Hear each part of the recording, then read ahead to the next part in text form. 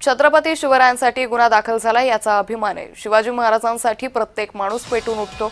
घाणेरड्या परिस्थितीत पुतळा ठेवण्यात आला। मंत्र्यांना पुतळा अनावरणासाठी वेळ नाही। मनसे नेते अमित ठाकरेंनी हे वक्तव्य केले।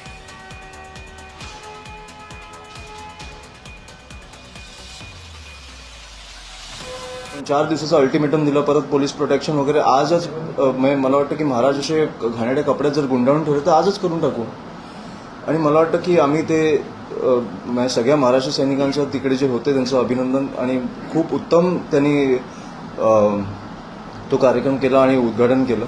त्याच्यामुळे मला काही इश्यू नाही। माझ्या महाराष्ट्र सैनिकांबरोबर मला FIR झाला आणि महाराजांसाठी झाला पहिला, त्याच्यामुळे मला खूप बरं वाटलं।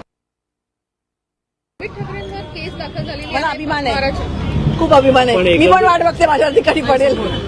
पण एकंदर पाहिलं गेलं तर नवी मुंबईला ज्या काही गोष्टी घडल्या, एवढ्या दिवसापासून तो पुतळा तसा होता, माती साचली होती। माती होती बाई, मी पण काल व्हिडिओ बघितला, मातीने माखलेला होता।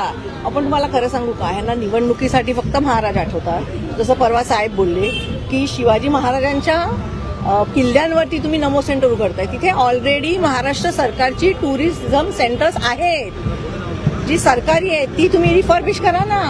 आणि तिथे छत्रपतींच्या पेक्षा मोठी कोणाची नावं आहेत का? तर तसं तरी सांगा की त्यांच्यापेक्षा आम्ही मोठे आहोत, आम्ही आमची नावं देणार।